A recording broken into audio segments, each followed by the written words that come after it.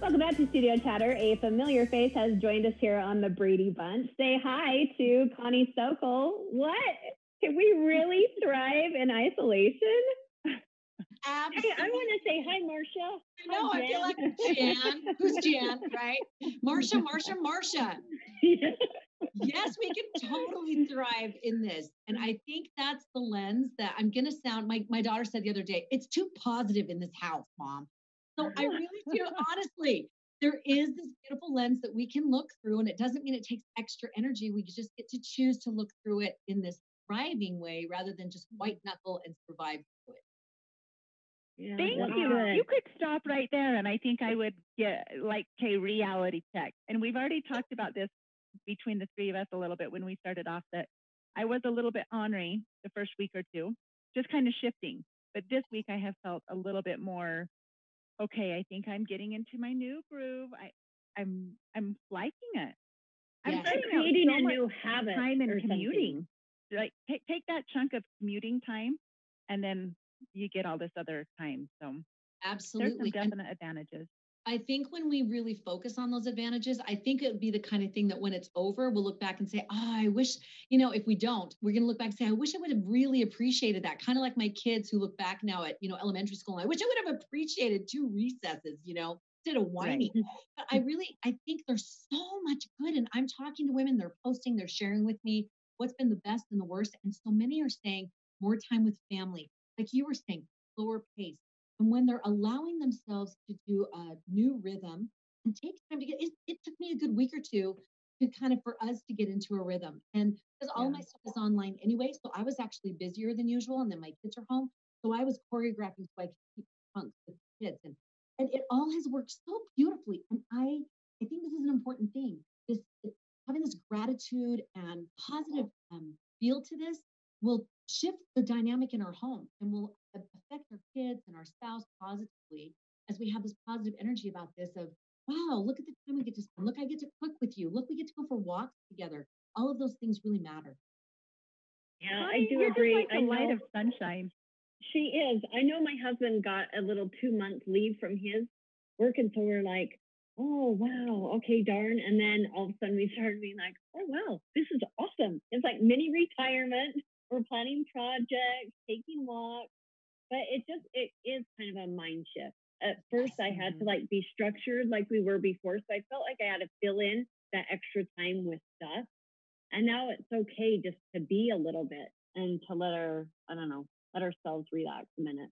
Absolutely. And I think that is one of the first main points that I want to bring up is to keep a rhythm, whatever that is. And different women were posting and some were getting stressed out because they had their homeschool down with all color coded and everything. And women were like, okay, stop it. Okay. So I think giving ourselves permission to say, you know what, this is what works for our family. And this is what we need. And we've been able to say, okay, what's the important thing? Bookends. We need to see each other in the morning and see each other in the night. And then I asked my kids, how many times you guys want to do meals together in a day? My kids were like, one family meal is great because we spend a lot of time together, kind of in and out of what we do. Another lady, she posted and she said, we're doing 3 meals a day and I love it. Now, I don't want to spend my whole day in the kitchen. And my kids are like, we want free lunch, meaning that means they can go and eat whatever they like, but they have to have a protein, a carb, and a fruit and a veg. Okay, but it's a free meal. They can choose what they want and they love that. So I think that the rhythm, choosing your rhythm. So again, I encourage bookends so that like we start the day with a scripture strip and a prayer and hey, what's going on today? And we end the day the same way. And then we have our win for the day. What's been your win? And then we say, is there anything going tomorrow? Like when online schooling, we're on spring break now, but like online schooling, what's going on? What do you need? What things, assignments, that. And this is a really important thing right now for a lot of women who are doing online schooling. And again, we can go extremes. And this is a trauma. A psychologist was saying a global pandemic is a trauma. So people recognize it. Everyone handles it differently. Some people become hyper vigilant and some people become really hypo vigilant, where some people are do this and they're anxious and others are like, oh. So on the online schooling, really approach it in a way that works for you. Now, some people have it rigid because school mandates that. But if you have choice, I so invite you as a mom, just like you were saying, Angela, just not trying to keep it the way it was before. That's not the point of this. I've allowed my kids, I've said, okay, time chunk, 9 to 12. That's when we're basically doing school. But my older kids, I'm like, take it as you need it. So they'll take a break. They'll go do something else. They'll come back in an hour and a half and they'll do some more. And they've loved it, doing their pajamas, just relax. So I think as moms, we can find a rhythm that works for us and it feels good. Like, okay, we're getting breathers and okay, let's go for a walk. Okay, then let's just do another half an hour reading right now. That kind of a I think that's so healthy, and one of the things I've always appreciated about you is the positive energy. Just because what works for us, or we're not in that season, or put a band-aid on it until we make it normal again. I mean, whatever it is that works for you. And I mean, it's so good to kind of refill my cup of Connie, to just listen to that and be like, oh my gosh, this is so great, because I try to be as structured as I can, but we were used to working at home also. And then all of a sudden you have kids on top of that. And so, yes, you still have to brush your teeth in the morning. Yes, you still have to put on these clothes, but the school is ish. And they have new online responsibilities also that they're even logging into. I mean, when your 9-year-old says, I have a Zoom meeting I'm logging into, you're like, okay, well, that's the new. Yeah, let me help you get on. I think, yeah. No, this is so true, and all of these things are so new. And I think allowing ourselves, just giving everybody grace, and being able to say, you know what? Let's think outside the box.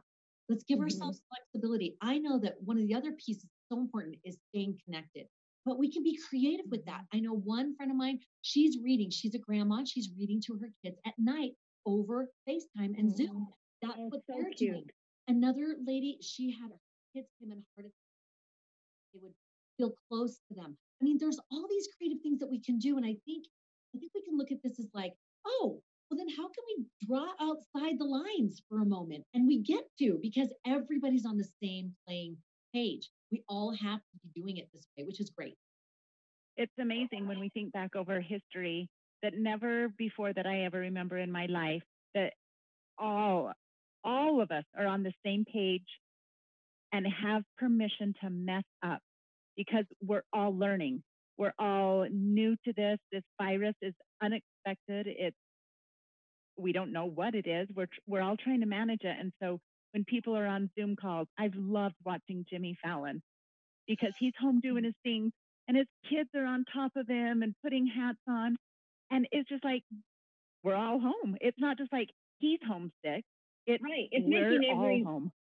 Don't you think it's making everyone more real, and we're having to communicate differently, and so it's pulling us outside of that comfort zone? But also, I just have had this sense of like peace and calm, like this last week. Like, I really like this. I maybe don't want parts of this to change after. And I think that's the key point. And I've been talking with women about that, where after this, how will we be changed by it? When we went through, my community went through the fire, we said, when we come back, we should not be doing things the same. We should be changed by it. And that very thing, what do we want to keep? We want to keep that slowness, but society's going to rev up. So what can we do to keep the things that we know we love now? How? Honestly, because you think our schedules are tight. Are people really going to have to consciously choose no more of this? I don't think it's going to be, I could be wrong, but I don't think it's going to be so extreme. I think the sort of finding our way in, we're going to find our way back out, and we're going to have to let it sift. And I think, again, being open, just being able to be open to saying, I used to think that I had to have every child in a sport. And guess what? I don't feel that way. I think we can do it this way. And I think people are going to give each other more of a pass and not have such a social judgment, because of going through this, there'll be a common understanding. And that's so crucial for community. We may even have different ways that we go about our talents, our sports, and things like that. I'm interested to see what changes from this, because I'm already seeing dominoes happen that I don't know are going to be able to be undone so easily. So I think it's good. Anytime we graft in new thinking, new ways of being, is a good, healthy, infusing with new juice thing. So I'm excited to see what happens. I love that. Like, a commonality has now been brought to all of us with this. Yeah. So, Connie, we all probably struggled going into this, but I do foresee a little bit that we're going to struggle maybe going back out of this. Yes. Right? Yes. Yeah. And that's interesting. I would so encourage, and this is one of the things that I'm sharing with women, is if we focus on the virus or focus on, oh, I've got to get the schedule and everything, we focus on that, we're going to have our stress level is going to go high, our cortisol, we're going to be craving carbs, because that's not what we should be focusing on. This is part of our life, but we don't have to shift our focus from what we already know we should be doing. I always go back to purpose and identity like a chord on a piano, because going with our who we are and what we're to do keeps us focused on that progression. In fact, I have this quote, if we have a second for it, by Sherry Dew. It's just so perfect. I love it. She says, our spirits crave to progress. If we aren't moving forward, we're not happy. We crave the feeling of moving forward, learning, growing, and improving, even if our steps forward are small and intermittent. That is why the lack of even modest progress leads to disillusionment and discouragement, whereas steady progress instills peace of mind and optimism. So if we focus on the virus, we're going to hear all the bad news. We're going to be drawn to all this negativity. But if we focus on progression, what am I progressing in?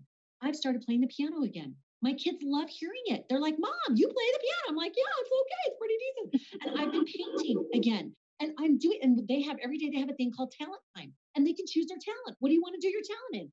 And it's this focus on moving forward. What does that look like? Is it a course? I have women who are doing my programs and they're like, it was the craziest thing for me to think, wow, I started this now with the virus. And they said, it has helped so much because they're focused on learning new things and then they're sharing it with their families, coping skills and positivity, and they're fabulous and they're moving forward, creating a life plan.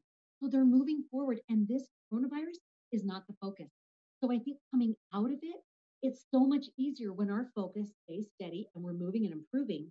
And then we're not focused on this thing, because this thing is going to come and go. But this, we can keep focused on that, and we can take it in, push it out, take it in, push it out. And that movement in and out of that transition will be so much easier. Wow, that whole concept. Really great advice. Wow. Okay, let's take a moment, catch our breath. When we come back, Connie will still be with us. Stay tuned.